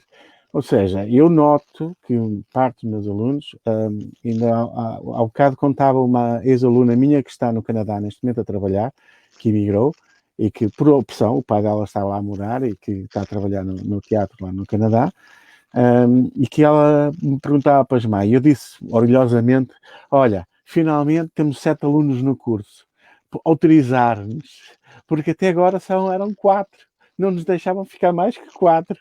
É certo que nós integramos, a SMAI tem uma característica de produção, nós temos o curso de teatro, que é o grande bolo, e depois temos a área de interpretação, os atores, e do outro lado temos a área de produção e design, nós chamamos-lhe assim, que são as equipas de design de espetáculo e técnica. Dentro dessa técnica temos os figurinos, a cenografia, a luz e o som, e nós, direção de cena e produção. porque também temos esta dupla valência de produção que a Lisete nomeava há bocadinho. E o que acaba por acontecer é que os alunos, ao fazer a sua formação, eles têm uma área que tem formação específica da direção de cena, mas tem uma área comum, que é a área da teoria, estudo do teatro, que é uma coisa muito importante. Um diretor de cena não é capaz de dar respostas cabais, como tu dizias ao bocado, Rafael, se eu não conheço. Se eu não sei de que é que se trata aquele autor, daquele teatro, se eu não sei de que é que se trata aquele ponto de cozer, como dizia a Lisete, que nos apanham muitas vezes, quando eu chego com a minha máquina de costura para ir reparar, as pessoas, não tens nada a área, quem me mexe em máquinas de costura? Eu disse, pois, eu trabalho no teatro, sou diretor de cena. Ok, mas não fazes a roupa? Não, só reparo quando tem que ser, tem uma máquina portátil que anda comigo. É estranho, não tens nada a ar disso. Portanto, o que é que significa? Porque muitas vezes nós temos estas a crescer de funções e acabamos por a descobrir. E porque nós, ao facilitarmos e sermos uns facilitadores da vida criativa, acabamos por elevar o processo. E quanto mais processo e melhor qualidade se encostam ao público, mais ele tem esta sensação que eu tenho de Moçambique. Ok, eu preciso ir lá, eu preciso de consumir, eu preciso de ver, eu estou preocupado com aquilo que está a passar. E aquilo que contaste no início da nossa conversa, que é uma coisa recorrente para o mundo todo, com esta história do Covid, que as nossas equipas técnicas mais escondidas estão a sofrer mais com esta situação. De repente, as pessoas precisam de ouvir isto muitas vezes, porque elas estão lá, são os formiguinhas, como eu lhe digo, vestidos de preto, sempre com a carguinha às costas, a levar as coisas para o sítio certo, e estes formiguinhas é que constroem depois o grande espetáculo que é o ninho das formigas, que depois, de repente, tudo aquilo funciona e o público vê só a pequena janela do grande iceberg que aquilo é, não é? Só se vê a pontinha de uma coisa gigante. E, portanto, sim, o diretor de cena tem influenciado e por isso, se nós só conseguimos aumentar o número de alunos, porque o Estado compreendeu que as solicitações por cada aluno é descomunal. E as companhias batalham-se, oferecem mais dinheiro, não sei, mas eu não tenho um único aluno que acabou o curso desempregado ou sem um estágio. Isso é uma coisa um pouco comum nas áreas de espetáculo, porque a maior parte dos colegas deles de outras áreas ficam no tempo a fazer um estágio, a experimentar, muitas vezes criam o próprio projeto, e eles não. Porquê? Porque a necessidade tem sido realmente muito grande. E as companhias habituaram-se, é como fosse uma dependência de uma nova ferramenta. Espera aí, há aqui um tipo que nos põe a ordem na casa. E, portanto, deixa-o vir para cá. Pronto. E, portanto, eu acho, e já tivemos esta conversa, aliás, Rafael, muito importante criar um curso destes no Brasil. Para nós tem sido, Portugal, um país pequenino, tem sido fundamental. Se nós fizermos as contas aos 20 anos, podemos dizer que, vamos fazer aqui umas contas por alto, 5 pessoas por ano, nós não formamos muita gente. Formamos que é 100? Não são 100, era 5 pessoas. 100, são 100 pessoas, mas se calhar foram menos. 100 pessoas é muito pouco, porque nós precisamos num país que é menor que São Paulo, vocês estão a perceber isso? É menor que São Paulo. Sim, e, portanto, é óbvio que o teatro tem tido alguns saltos, há alguns exemplos, como o Tiago Rodrigues está agora no Teatro Nacional da Ana Maria, teve uma diretora de cena que foi da GEMAI, e com o mundo persistente, que era assim que eu conhecia, quando ele chegou à França e que toda a gente adorava o projeto dele, ele dizia a miúdo que tinha uma equipa técnica e uma diretora de cena atrás a sustentar o projeto dele e por isso o libertava. Ele faz um espetáculo, se vocês depois puderem um dia ter a oportunidade, que se chama O Sopro, que é um espetáculo acerca dos pontos, né, daqueles que sopram o texto, e acerca deste respeito que ele tem pelas equipas técnicas. Ele escreve isto, não é por acaso, não é? A importância que ele dá a isto. E é o diretor do Teatro Nacional da Ana Maria, né, em Lisboa, e portanto, sim, não sei se vos respondi, mas sim, claro que é absolutamente necessário. Vocês têm que convencer um reitor a olhar para isto de uma maneira, de uma perspectiva. Se vos puder ajudar, estejam à vontade, claro. Olha, gente, você me respondeu, Pedro. Uma questão para a gente encerrar, porque a gente já tem 1h20 de conversa, para a gente encerrar, eu vou trazer uma última questão. Eu queria saber como é que vocês pensam o futuro da profissão. Como é que vocês visualizam, imaginam o futuro da nossa profissão? Se prepara, Pedro. Se prepara. Olha, eu não só desejo, como sonho, como batalho por isso com meu parceiro aí, Rafael Bicudo, e agora segurando na sua mão também, Pedro, não só no seu artigo, que essa profissão ela venha sensibilizar as escolas técnicas, os responsáveis pelas escolas de formação técnica aqui no Brasil, da importância desta formação. Não é qualquer pessoa que pode chegar para fazer. Ao contrário, perdão. Qualquer pessoa pode fazer, desde que ela tenha conhecimento e experiência para fazer. Não é uma pessoa que você chama na última hora com um pouquinho de dinheiro e diz a ela, põe aqui, tira ali. Né? Então, assim, o meu sonho é que venha, que o Brasil tenha formação. E para mim, como eu vejo em outras áreas, a formação, eu digo até premiação. Eu batalho muito, eu sou uma diretora de cena que recebeu um prêmio por um espetáculo aqui em 2005, como categoria especial, porque os prêmios aqui do Brasil não têm categoria de premiação para técnicos. Então, muitas vezes eu digo, como uma ópera, como um espetáculo, pode receber grandes prêmios, né? Foi tudo maravilhoso desse espetáculo, só que não toca na área técnica. Dizer, se não fosse a área técnica maravilhosa que tem por trás, não teria o êxito, o sucesso desse trabalho. Então, a minha preocupação com a minha formação nessa área é empírica, né? Mas eu busco formação, que temos formação, que temos profissionalização, premiação, porque outras áreas têm premiação, não só como reconhecimento, mas premiação em dinheiro, que faz com que a gente possa ter várias maletas de ferramenta, né?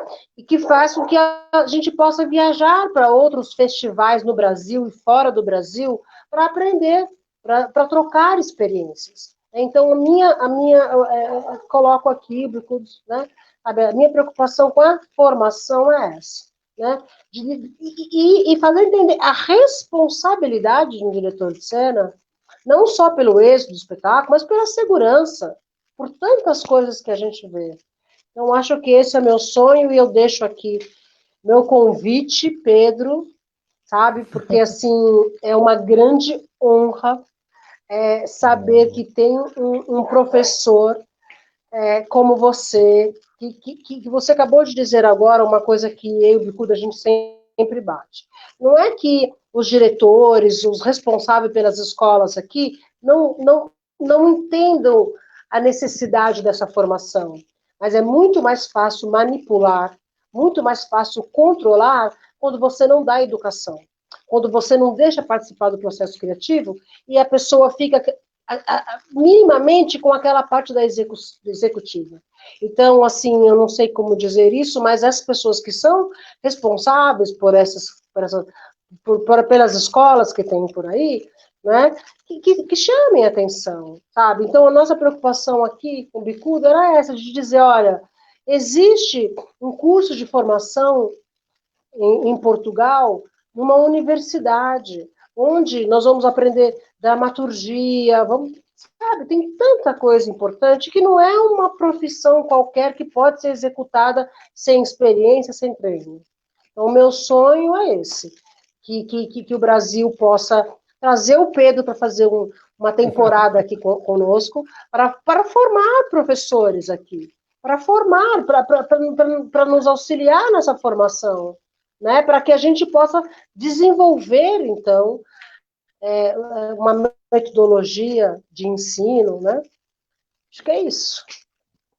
Nós hoje temos o ensino à distância, que eu também sou responsável da ESMAI, e conseguimos fazer muitas coisas, ainda que o teatro, seja muito difícil, e não é a mesma coisa nós fazermos teatro, mas esta tentativa da Covid, eu sempre disse aos meus colegas que uns ficam a reclamar, outros estão a fazer, e portanto, mesmo que não seja teatro, que seja só uma tentativa de teatro digital, mas é mais do que ficar a contestar, eu acho. É esta a minha opinião. Em relação àquilo que dizes, Elisete, eu tive algumas experiências marcantes. Uma delas foi com o Ian Fabre, em Lisboa, que eu era miúdo, acabadinho de chegar à Expo em 98 também, como tu, criança mesmo, pequenino. E então o Ian Fabre precisava de um operador de follow spot. E a malta do CCB, sacana, a equipa técnica, vai o Pedro, porque o Ian Fabre tem um feitio muito especial, muito difícil. Então vai o Pedro e assim nenhum de nós leva o ralhete no fim quando vai falhar. Porque o follow spot era operado lá ao fundo. O CCB é uma sala gigante, tem 20 e tal metros, ou eu não sei, 50 metros ao palco do follow spot onde estava a operar. E depois, quando eu cheguei lá, é que eu percebi o que é que eu ia fazer. Tinha um personagem, que era o Hitler, que fazia 4 mortais, 2 piruetas, e tinha que fazer o follow spot para aquilo. Bom, eu estou tramado. Eu vou levar uma tarefa deste senhor, que nem é bom. Como é que eu consigo fazer o follow spot sem experiência nenhuma, com um tipo a fazer piruetas e mortais? Lá consegui-me safar. Aqui é que vem a parte interessante. O Ian Fabre pegou no intercom e foi-me dizer: obrigado, Pedro. Sabia o meu nome e sabia o que é que eu estava a fazer. E depois, no fim, fez questão de chamar toda a equipa ao palco e dizer assim: o Pedro foi brilhante. Vocês tramaram-no, porque ele é miúdo, que eu já sei, e vocês puseram lá. E ele vergonhou-vos a todos. Eu não sabia onde é que devia meter. Deve ter ficado vermelho de cima a baixo, todo envergonhado, todo decorado, não sei o que mais. E ele disse: olha, rapaz, continua assim, porque és muito mais importante que eu às vezes nestas coisas. Naquele inglês dele, porque ele é holandês, né? E aquilo mexeu muito comigo também. Foi um dos marcos que me fez achar: ok, eu estou bem no que estou a fazer, afinal de contas. E lembro-me dessa pequena história, desse pequeno efeito, para também levantar a importância que tem vindo a ter toda esta questão do futuro da profissão. E eu dou muitos exemplos, ou dou um exemplo aos meus alunos, relativamente a um filme acho que se chama Total Recall, com o Bruce Willis vai ver um espetáculo que é feito numa estação espacial e começa a assistir uma senhora azul a cantar uma ópera, assim, uma alien estranhíssima, não sei o que mais. E a dado momento eu questiono-me e pergunto aos alunos: é possível nós fazermos um espetáculo em que o fundo, a cenografia, é o globo terrestre a rodar? Quem sabe, daqui a uns anos. Mas nós temos muito espaço ainda para calcorrear. Os projetos do Frank Dragone, naqueles casinos, aquelas maradices que ele faz com aquela água e não sei o que mais, deve ter uma equipa infindável. Espetáculos daqueles How to Train Your Dragon, que é aqueles espetáculos comerciais americanos, com aqueles dragões, aqueles animatrónicos e não sei o que mais, é que ele precisa de uma precisão da operação àquelas equipas todas, que ninguém pode tomar a decisão ao mesmo tempo, por si só. Eles precisam de uma operação e um livro de direção de cena, um guião incrível. E, portanto, as óperas, elas precisam do maestro, cada instrumentista, né? cada músico precisa do maestro para sentir o movimento, para que ele seja uníssono. Mas também os atores precisam de ouvir este movimento uníssono e as equipas técnicas, para que isto seja uníssono também para o público. Eu não quero ver uma manta de retalhos, eu não quero ver uns pedaços. E, portanto, este futuro é muito importante em todas as dinâmicas. E aquilo que tu fazes, Elisete, na rua, das poucas vezes que eu estive, é muito mais duro. Porque nós estamos lá no meio, estamos à mostra. E muitas das vezes temos que comunicar com gestos, agora espera, não se ouve, fala mais alto. não está a ver. Este tipo de gestos que se vão mexendo a uma velocidade de segundos, ir posicionando à frente do ator, vai rodando, porque o palco é todo. O palco não tem a quarta parede, não está fixado num sítio, não é? Eu não conhecia o teatro que me falaste, mas tu andas à procura dos olhos do ator, às voltas do público, para ele te ver e tu dares as indicações para dentro de cena. Dizer, não se está a ouvir nada, pá, fala mais alto. Coisas desse género. Eu acho que esta é a futura profissão. Isto é um gozo enorme. As equipas, a dado momento, o público não nos conhece. Somos uns ilustres conhecidos no nome de um programa. Mas as equipas do palco e os nossos amigos produtores criativos apreciam-nos muito e isso dá-me um gozo muito grande. E eu sinto que eles crescem comigo, neste caso, e os meus alunos e com todos os diretores de cena, eu sinto que eles vão crescendo e cada vez mais são eles que dizem eu preciso de ti. E tem algumas pessoas que são muito amigos aqui em Portugal e que gosto muito delas e têm essa relação de confiança, de presença e, portanto, eu acho que o futuro da profissão, eu acho que o espetáculo ao vivo tem este quê de emoção. E esta emoção é difícil de transmitir. Ela passa. A partir daqui ela também passa. Também senti a tua emoção há um bocado, Lisete, e também fiquei um bocadinho tocado. Portanto, ela passa. Na verdade, passa. Mas o cheiro, o suor, é inconfundível quando nós sentamos no espetáculo. Eu estou com saudades. Agora ninguém me deixa ir ao teatro. Estamos fechados, não sei o quê, com esta história do Covid. E os meus filhos falam aquilo que eles falam quase, eu não vou dizer todos os dias, mas todas as semanas. Opá, este ano não fomos ver o nosso festival, porque é uma coisa hábito no verão, em agosto, que aqui o verão é... Vocês estão a chegar ao verão, mas o nosso verão é em agosto. E todo o verão nós escolhemos um festival de música que vamos fazer todas as vezes. Vamos regularmente ao teatro, às vezes coisas mais estranhas, mas eles gostam. E é das coisas que mais contestam, eles sentem falta desta vida de sonho que alimenta a alma, não é? Porque isto é fundamental. E este alimentar da alma, se nós somos guardiões. Porque há quem imagine, eu também gosto de imaginar histórias fantásticas, gosto de colaborar com as pessoas, gosto de plantar, como tu dizes, Rafael, ideias ou alimentar. Às vezes a pessoa bloqueou ali e já não sai, tu empurras só um bocadinho. Né? E o pessoal, mas como é que tu fazes isso? Pá, mas tu é que estavas a ter a ideia, eu só empurrei mais um bocadinho, a nossa experiência depois, só empurrar, e andamos ali a empurrar um e outro, e outro, e outro, e outro. E isto é um prazer, porque nós não estamos sob tensão, não temos a responsabilidade daquele momento criativo, que também é difícil, e portanto, por essa responsabilidade, muitas das vezes eles bloqueiam, e nós temos essa função de guardião. Assim, ele está bloqueado, empurramos de uma maneira, respira. E, portanto, este é o futuro, digo eu, deste espetáculo.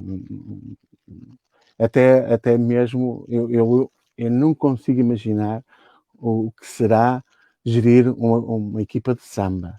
Deve ser uma loucura. O Rio de Janeiro e aquele de Carnaval, eu tenho uma loucura do nosso ponto de vista. Atrás. Deve ser uma coisa fora de normal. Eu tenho um enorme desejo um dia poder ir e espreitar atrás de uma coisa desta. Sabem porquê? Porque eu consigo imaginar, ao ver só aquela janelinha que é descomunal, o que será lá por trás. O que será... É muito difícil mesmo. Aquilo que eu imagino deve ser 10 vezes maior. E mesmo assim, se calhar, acabo de ser surpreendido. Porque realmente este tipo de coisas é só mesmo vivendo. E a emoção que está ali por trás é inconfundível. E claro, o samba, vocês vêm ver no Carnaval, toda a gente assiste no mundo inteiro. E toda a gente é apaixonada por aquilo. E, portanto, o que cá chega é só uma pequena janela do que será essa coisa. A minha pequena experiência que eu tive foi uma altura, na Porto de 2001, que foi a capital europeia da cultura, que geri um espetáculo que funcionava das 2 da tarde à 1 da manhã, com vários acontecimentos, e só aquilo já me deixou todo doido. Imagino que será uma parada daquelas. E vocês realmente têm um país enorme, gigantesco, com uma potencialidade absolutamente extraordinária, mesmo a nível cultural, que eu tenho enorme curiosidade, devo admitir. Só é longe é longe e caro para voar, foi só por isso que ainda não fui aí, mas que realmente admira-me que vocês não tenham curso, realmente. Quando o Rafael me disse pela primeira vez, eu fiquei muito surpreendido.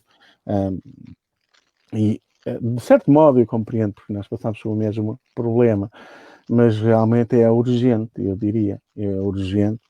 Neste processo, nós, neste momento em Portugal, começamos a batalhar-nos por contaminar, nós, dentro de uma maneira fechada, contaminar as crianças disto tudo, elas serem capazes de produzir, ter as várias profissões, como os ingleses fazem, porque não, nós não andamos aqui à procura do público, porque ainda é um problema, não é? Nós andamos sempre aqui a catar público, aqui a colar, e não pode ser. Nós temos que formar o público desde pequenino, temos que o educar. Sim. E essa é a nossa conquista, e tem que ser feito a partir de muita qualidade, e portanto eu acho que o futuro tem que ser criado já hoje, ontem. Os meus filhotes são clientes, não é? Porque eu vou, e portanto eles agora são viciados nisto, não é? Isso é muito interessante. É muito Desculpa, interessante. já me expliquei. Imagina. É bem interessante você estar falando sobre isso, Pedro, porque eu fiquei pensando aqui como é que eu imagino o futuro da profissão, né? Eu perguntei e também é uma das coisas que eu tenho me perguntado, assim, toda vez que eu penso nessa live de hoje, nesse nosso encontro de hoje, essa é uma questão que fica me rondando, assim. Fica me rondando em vários sentidos, acho que o primeiro dele, e eu vou dividir isso com vocês, porque eu fiz uma dissertação sobre direção de cena aqui na Universidade de São Paulo, e eu me lembro de um desejo muito íntimo de poder ter a minha banca toda formada por diretores de cena, né? E eu sei que seria inviável porque não existe nenhuma outra pessoa com doutorado que se intitule, mestre ou doutor, enfim, que se intitule diretor de cena ou diretora de cena. E aí eu confesso que um dos meus sonhos para o futuro da profissão é poder viver essa experiência que eu estou vivendo hoje, sabe? De conversar com diretores de cena para outros fazedores de teatro também poderem ouvir, também poderem se apaixonar por isso que a gente ama fazer e também quererem fazer direção de cena. Eu fico pensando também quais estratégias para isso, e aí acho que tem muito a ver com a questão de ter essas figuras técnicas nas academias, pesquisando, mas também acho que é como você estava falando agora dos seus filhos, como é que a gente está pensando a formação lá desde pequeno, sabe? Como é que a gente olha para o teatro? Como é que a gente está fazendo com que essas novas gerações olhem para o teatro ou para as experiências cênicas e entendam que elas não são feitas apenas por quem está em cena, né? Que existe uma equipe muito grande ali por trás para fazer aquilo tudo acontecer. E da importância dessas figuras também. Eu também fico pensando muito que também é muito da nossa responsabilidade. Eu não gosto muito dessa ideia de só colocar a culpa nas outras pessoas que estão fazendo. Então eu fico pensando muito também assim, eu, como diretor de cena, qual é a minha responsabilidade agora, né? Pensando nos espaços que eu ocupo politicamente, né? Pensando ética e politicamente, como é que eu, nos meus espaços de trabalho, como uma liderança técnica que tem acesso a alguns espaços de diálogo dentro do trabalho, defendo a equipe técnica, né? Como é que eu defendo essa consciência de classe? Como é que eu tenho essa consciência de classe e como é que eu faço com que o restante da minha equipe entenda que essa divisão de artista e técnico, essa dicotomia que ainda existe em muitos casos aqui no Brasil, como é que a gente faz para dissolver isso? Né? Como é que a gente faz para que as pessoas entendam de fato que o espetáculo, ele é a grande estrela do nosso trabalho, é o espetáculo e não um artista ou um técnico, né? Então eu fico pensando, hoje, o que eu posso fazer hoje em relação a isso? Qual a minha responsabilidade enquanto liderança técnica nos trabalhos que eu estou? A minha responsabilidade é uma responsabilidade política enquanto ocupo esses espaços, né, de defender as lideranças técnicas, mas também os técnicos, as técnicas, de olhar para eles e entender que eu preciso que eles entendam o espetáculo tanto quanto eu, para que esse trabalho faça de fato sentido e seja de fato um mobilizador político, e não fique só uma coisa na cabeça dos atores e do diretor, né, ou de quem está em cena ali como um papel de aspas criador. Então eu acho que tem esse movimento, eu fico pensando nesse agora, para pensar esse futuro, assim, da gente ocupando os espaços com pesquisa, com livros, com publicações, mas também de debate, sabe? Eu estou muito, a gente já está encerrando, mas assim, eu estou muito emocionado em estar aqui com vocês dois, que vocês dois são os meus mestres, assim, eu posso dizer isso com o maior respeito que me cabe. Primeiro, me colocaram como diretor de cena, como eu narrei hoje aqui no Teatro da Vertigem, a primeira referência que me veio foi o Teatro Oficina, porque eu me lembrava da figura da Elisete em cena. Então, olhar e ver hoje a Elisete aqui conversando com a gente e saber que eu só fui entender de fato a minha profissão quando eu me aproximei dela e ela me fez entender na prática o que era isso. E, ao mesmo tempo, pensar que eu precisava, como pesquisador, refletir sobre isso. E não havia nenhuma bibliografia. Se você chegar numa biblioteca aqui no Brasil e colocar lá, direção de cena, vai hoje aparecer minha dissertação, e o artigo do Pedro. É um artigo que eu sempre bato nisso, porque assim, é um artigo de 2011, né, Pedro? 2011? De 2011, que chama Direção de Cena, um cargo de sutileza artística. E é um artigo, acho que de 12 páginas, né? 12 páginas, 14 páginas.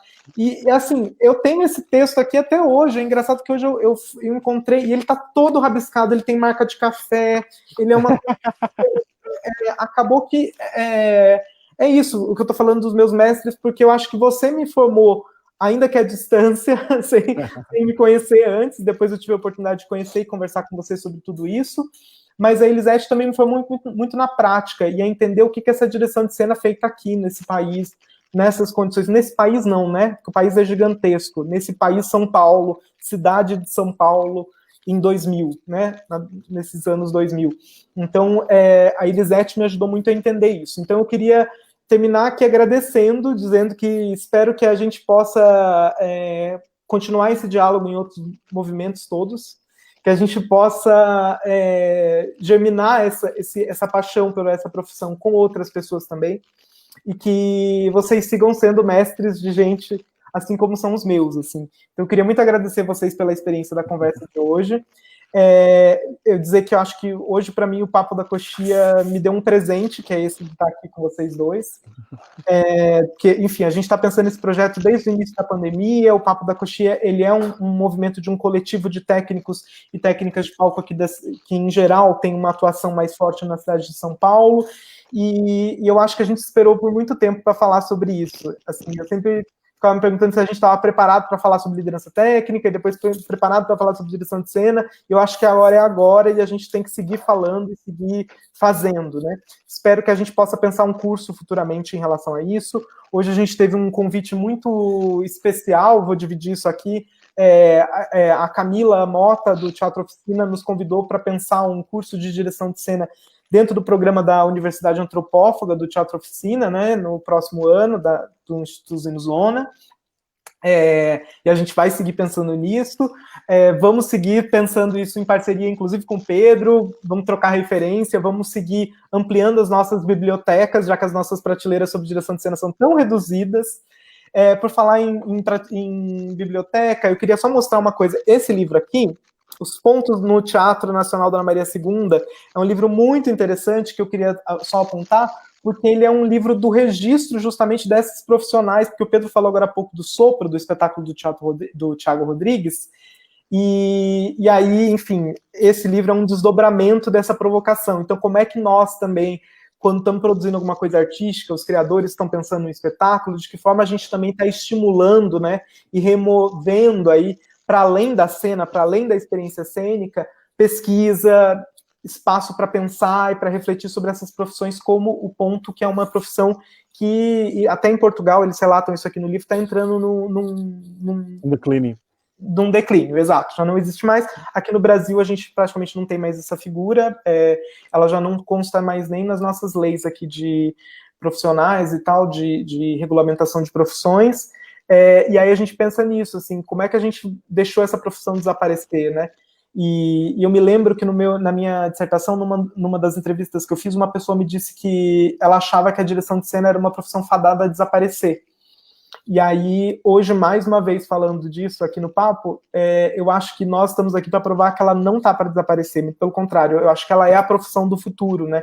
Porque se a gente quer pensar em encenações tão elaboradas e tão cheias de referências e atravessamentos de linguagem, não tem como fazer isso se não tiver o guardião que alimente essa alma, né, como o Pedro falou, e que também eduque o nosso olhar para viver essa experiência junto com o espectador. Então, queria agradecer a vocês dois pela experiência de hoje e também fazer duas divulgações aqui, momento de divulgação.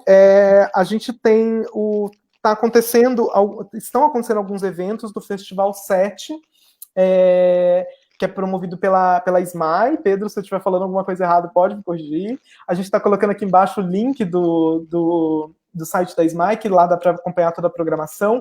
No mês passado, eu participei, foi até por isso que eu falei da Helena Maria Ribeiro, eu participei de uma mesa sobre o que é direção de cena, com o João Cunha, com a Maria Helena Ribeiro, e com o João Vaz. João Vaz? João Vaz. E foi uma delícia conversar com eles, acho que é legal e está disponível no YouTube. E também está acontecendo um projeto de audiovisual, que é uma série que estreou ontem no canal Arte 1, aqui no Brasil, que se chama Protagonistas Invisíveis. Ontem a gente teve o primeiro episódio, que foi com o Pelé, o Aníbal Marques, que é do Teatro Municipal de São Paulo. E o próximo episódio, no dia 29, às 20 horas, no Arte 1, é com a Elisete Jeremias. A Elis está aqui, ela vai estar falando um pouco mais sobre a trajetória dela lá nesse movimento. E são 14 episódios essa série, e eu estou lá no 12º, também participo dessa série. É bem interessante para a gente poder, de fato, se a gente não documentar, né, não existe história sem documentação. Então a gente precisa documentar as nossas trajetórias, o nosso pensamento em relação à profissão. Muito obrigado, Pedro, muito obrigado, Elis, foi um prazer conversar com vocês e seguimos em contato e nos falando sempre. Parabéns a vocês dois, foi um prazer conhecer a Elisete, que já a conhecia da alma. Só uma coisinha. Pode falar. Desculpa, Pedro, termina de falar e depois Elis, desculpem. Sim. Estava eu a dizer que queria dar os parabéns a vocês por o programa, mas também pela vossa dedicação à causa da direção de cena, que encontrar pessoas como vocês é para mim um grande prazer. Se vocês se sentem emocionados, eu também, porque apesar de tudo, do outro lado do Atlântico, é para mim um enorme gozo saber que algumas pessoas pensam que se batalham por isto, que tem sido também a batalha destes últimos anos, e foi um prazer enorme conhecer a Elisete, que já eu tinha ouvido tanto falar dela, quer por Rafael, depois das minhas pesquisas nas coisas. Portanto, obrigado a vocês os dois, vocês são umas joias de pessoas. E isso é o mais importante na diretora de cena, que eu também acredito, esta humildade fundamental que eu sinto em vocês, esta delicadeza é essencial para fazermos o que nós fazemos, a sensibilidade é, acima de tudo, a nossa alma. Por isso, obrigado por vocês serem assim. Obrigado, Pedro. Elis, quer falar para a gente encerrar? Sermos assim apaixonados pela profissão. Era só dizer que a direção de cena é tão rica que não pudemos subir as perguntas, que teríamos que fazer várias lives, mas que exatamente como está aí, né, que nós temos nosso e-mail, o e-mail do Papo da Coxia, onde as pessoas podem enviar suas perguntas, sugestões, e a gente vai continuar em contato com o Pedro e tentar responder essas inquietações. E agradecer. Obrigado, gente. Boa noite. Obrigado, boa noite.